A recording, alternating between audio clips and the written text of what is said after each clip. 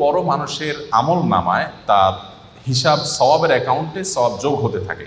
তিনটি আমল নবী করিম সাল্লাল্লাহু আলাইহি ওয়াসাল্লাম বলেছেন, ইদা মাতাল ইনসান, মানুষ যখন মারা যায়, ইনকাতা আনহু আমালুহু, তার সমস্ত আমলের দুয়ার বন্ধ হয়ে যায়, ইল্লা মিন সালাস, তবে তিনটা আমলের দুয়ার মানুষ মারা গেলেও বন্ধ হয় না।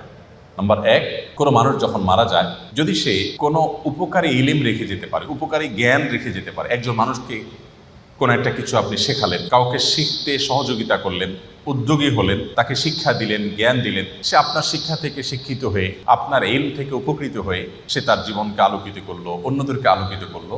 তো এই ধারা যতদিন চলতে থাকবে, আপনি এটার প্রতিষ্ঠাতা এবং ফাউন্ডার হিসাবে আপনার আমলনামা আল্লাহ তাআলা সওয়াব দিতে থাকবেন। এটি গুরুত্বপূর্ণ একটা পয়েন্ট। সেটি জাগতিক কোনো উপকারী শিক্ষা হতে পারে, আবার দ্বীনি এবং ধর্মীয় শিক্ষা হতে পারে।